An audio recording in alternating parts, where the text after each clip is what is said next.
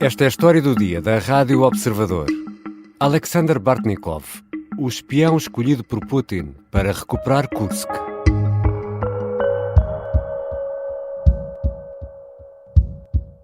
Украинские западные спецслужбы расширяют круг возможных исполнителей, вербуемых для совершения в России резонансных преступлений.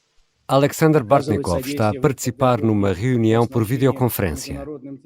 Numa rara aparição pública, o líder do FSB culpa a Ucrânia pelo ataque à sala de espetáculos Crocus, na região de Moscovo, que matou mais de 140 pessoas em março deste ano. Alexander Bartnikov é o líder do FSB, o organismo que substituiu o KGB depois da queda da União Soviética. É um companheiro de armas de Vladimir Putin e um dos seus homens de confiança. Perante a incursão de tropas ucranianas na região de Kursk, Putin entregou a Bartnikov o comando das operações. É ele que tem agora a missão de resolver este problema, como fez noutras ocasiões. Mas quem é este homem? E o que é que ele representa? É sobre isso que vou falar com José Carlos Duarte, jornalista da secção de Internacional do Observador. Eu sou o Ricardo Conceição e esta é a história do dia, de quarta-feira, 14 de agosto.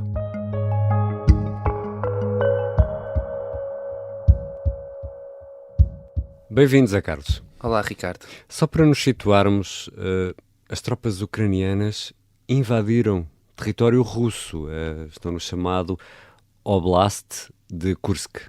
Sim, as tropas russas, no passado dia 6 de agosto, entraram em território russo, em Kursk, e lançaram uma ofensiva que foi muito mais do que uma simples incursão. A Ucrânia já tinha tentado várias incursões em território russo, contou muitas vezes com outros grupos aliados, que são russos, mas contra Putin, mas nunca tinha conseguido algo da dimensão desta ofensiva em Kursk. Teve um grande êxito, conseguiu apanhar os russos desprevenidos e fez com que, neste momento que estamos a gravar, a Ucrânia diz que controla 74 localidades em território russo e que já avançam 1000 km². E esta pergunta que te vou fazer agora é importante para apanharmos aqui o fio à meada desta história que hoje estamos a contar neste episódio. Quem é, nesta altura, o comandante militar da Rússia? Sim, o chefe do Estado-Maior das Forças Armadas Russas é Valery Gerasimov. É um homem muito próximo do presidente Putin, é também considerado até um gênio militar por vários dos seus apoiantes, tem uma doutrina, inclusivamente, a doutrina Gerasimov.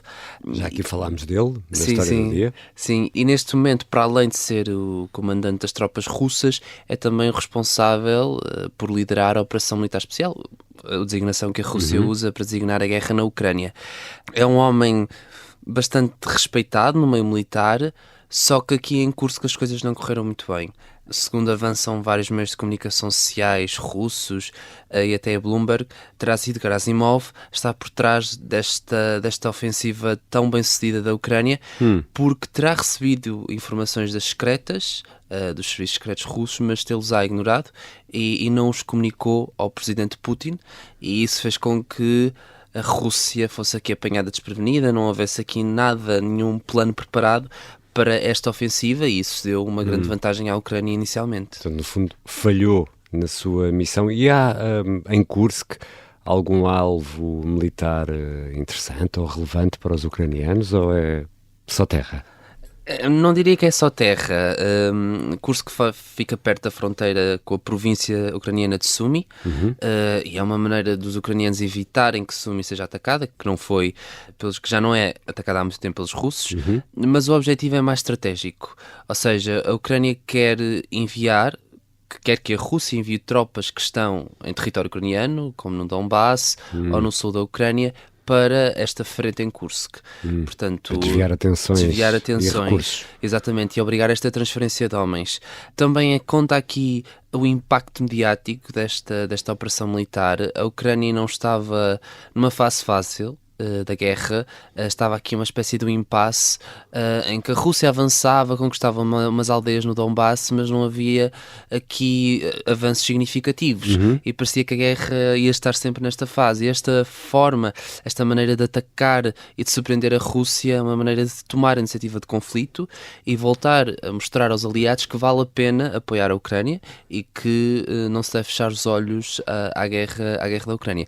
Outra coisa também muito importante aqui é, por um lado, também humilhar Vladimir Putin e mostrar que a Rússia não é invencível, que a Rússia pode perder, e numas futuras negociações de paz é esta ofensiva de Kursk que também pode ser muito importante. Se a Ucrânia conseguir reter estes territórios que tem na Rússia, pode usá-los como moeda de troca. Ter algo para trocar. Exatamente, ou seja, vamos supor, a Ucrânia liberta Kursk, a Rússia liberta o Donbass. E, portanto, pode ser aqui uma espécie de pressão negocial sobre a Rússia para que o conflito termine e que a Ucrânia não esteja tão vulnerável numa mesa de negociações. E regressando aqui a Gerasimov, a este comandante militar, perante esse falhanço, ele ainda manda ou já não manda? Neste momento, ainda que continua a mandar na Operação Militar Especial e também nas tropas russas, Valery Gerasimov já não é responsável pela operação defensiva em Kursk e entre as duas regiões russas. E é aqui que chegamos ao ponto da nossa história do dia de hoje. Exato. Quem manda neste momento é o presidente da Comissão Antiterrorista da Rússia, que é Alexander Bartnikov. E, portanto, é ele o responsável pela esta operação da Rússia de expulsar as tropas ucranianas dos territórios ocupados na Rússia. Já regressamos à conversa com José Carlos Duarte, jornalista da secção de Internacional do Observador. Quem é, afinal, este homem, Alexander Bartnikov?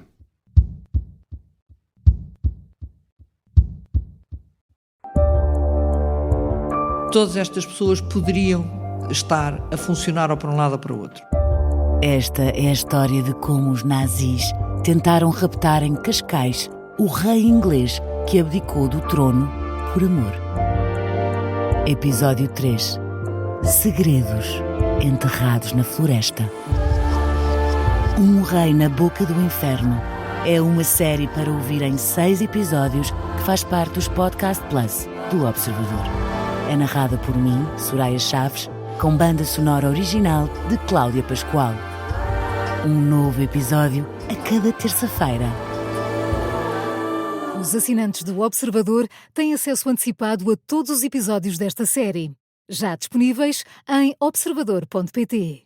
Os Podcast Plus do Observador têm o apoio da Kia. Estamos de regresso à conversa com o jornalista da secção de Internacional do Observador, José Carlos Duarte. Mas, José Carlos, explica-nos aqui uma coisa. Se há uma invasão de tropas estrangeiras em território russo, não deveriam ser os militares a tratar do assunto?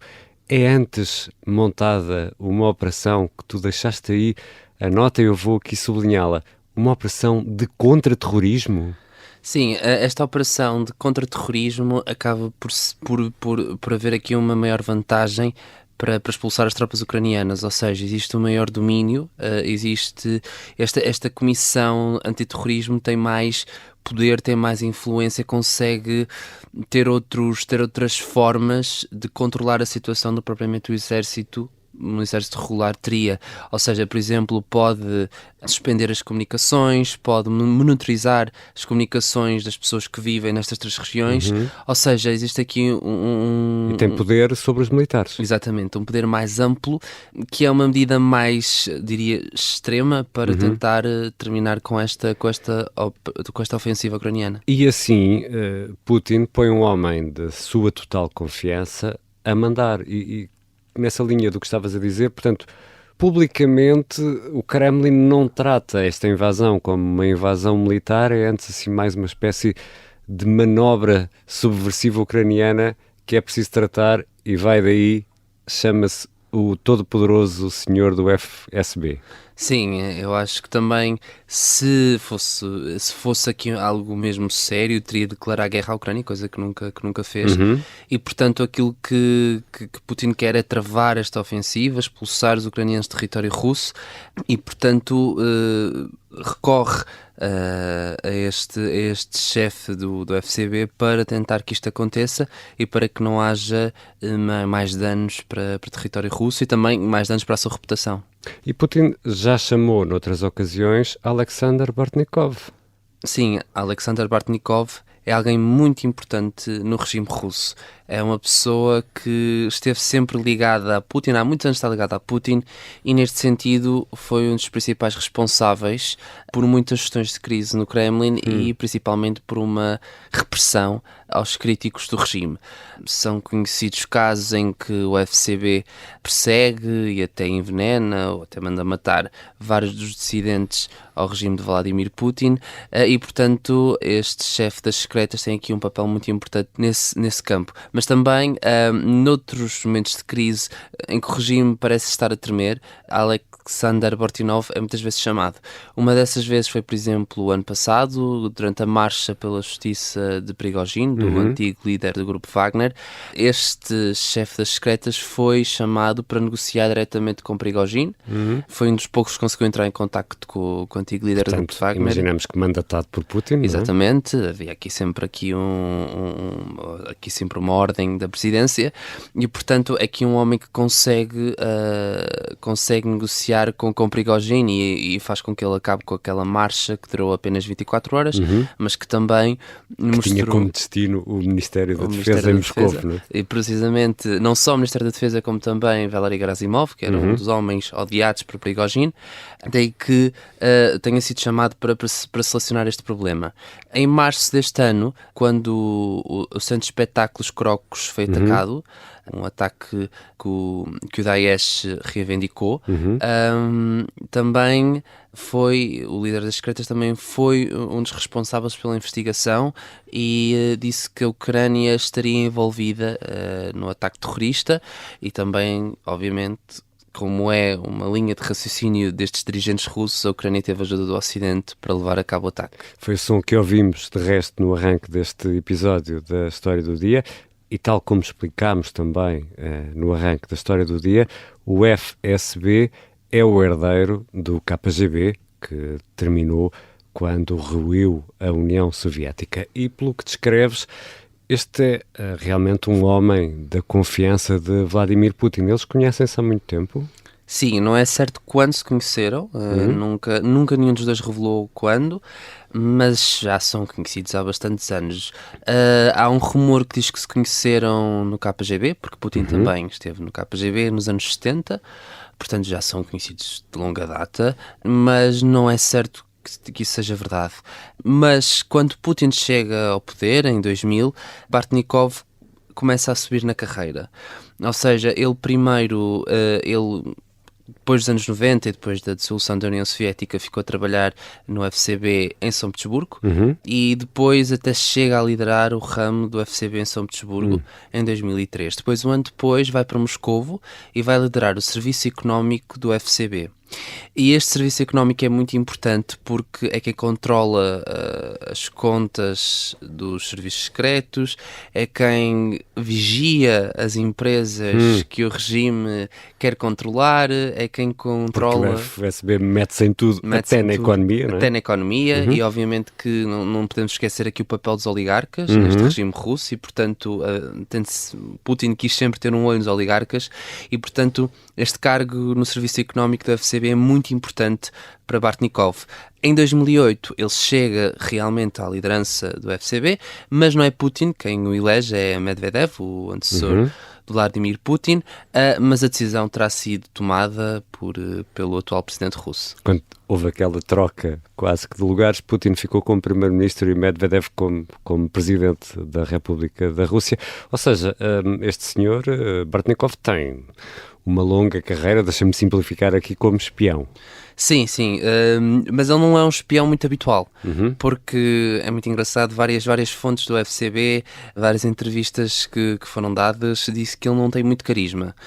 E mesmo nas presenças públicas, esse carisma realmente... Ele é esfíngico, ele não demonstra emoções, muito frio, e portanto, para ser espião, aquela questão do charme, a questão ter uma dose de sedutor. Exatamente, ele não a tinha. E portanto, ele nunca saiu da União Soviética, nem da Rússia, e ele trabalhou sempre em São Petersburgo. Os melhores espiões são aqueles que não têm cara de espião, não é? Exato. Mas mesmo assim, ele ficou sempre na Rússia ou na União Soviética e, portanto, ele teve assim uma carreira mesmo muito longa, principalmente no contra-terrorismo, na altura da União Soviética, e depois foi ao longo dos anos e à medida que ia subindo na carreira, foi assumindo outras responsabilidades e também atualmente controla as operações contra-terroristas na Rússia. É um homem com muito poder, muito discreto. Foi difícil encontrarmos um som dele hoje, por exemplo, para abrirmos aqui o episódio da História do Dia. E há várias informações que o ligam a alegados casos de corrupção e também a suspeitas de assassinato. No fundo, alegadamente fazer o trabalho sujo do Kremlin. Sem dúvida, é o homem que faz o trabalho sujo e é uma pessoa que não questiona, que não faz perguntas. Vários testemunhos de antigos trabalhadores do FSB reconhecem precisamente isso, que é Bartnikov cumpre ordens, não pensa muito, faz o que tem de ser feito e isso é ótimo para um regime como este, em que todo o poder está quase nas mãos de Putin.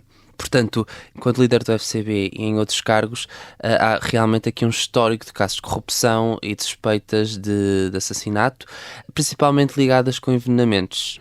Parece ser o seu método preferido para se livrar de opositores. Em 2006, enquanto ele estava no serviço económico do FSB, mandou envenenar Alexander Litvinenko, que tinha sido um antigo dirigente do FSB que fugiu para o exílio e que acabou por morrer na sequência desse envenenamento. Exatamente. E depois também há sugestões que ele terá estado envolvido no envenenamento de Vladimir Kara-Murza, que é um opositor do regime russo, que foi recentemente libertado na troca de prisioneiros histórica que houve a 1 de agosto, e até Alexei Navalny. Aliás, na sequência do envenenamento de Alexei Navalny, a União Europeia, os Estados Unidos e o Reino Unido sancionaram precisamente Bartnikov pela alegada interferência e alegado envolvimento no envenenamento do opositor russo. E Skripal também? Não é claro, mas tendo em conta todo este historial, talvez seja muito provável que o chefe do FSB esteja ligado. Alexander Bartnikov, no fundo, é o homem que Putin chama para resolver problemas bicudos. Sem dúvida, é um gestor de crises do Kremlin, é alguém que sabe que age, que não perde muito tempo a pensar e que sabe precisamente o que tem de fazer, e como é um homem que ganhou tanto poder ao longo destes anos, sabe perfeitamente como manipular o regime para obter aquilo que quer. Obrigado, Zé Carlos. Obrigado, Ricardo. José Carlos Duarte é jornalista da secção de internacional do Observador. Esta foi a História do Dia. Os sons que ouvimos neste episódio foram retirados da rede social X. A sonoplastia é da Beatriz Martel Garcia e da Mariana Sousa Aguiar. A música do genérico do João Ribeiro. Eu sou Ricardo Conceição. A História do Dia regressa na sexta-feira, porque amanhã 15 é feriado. Bom feriado e boas férias.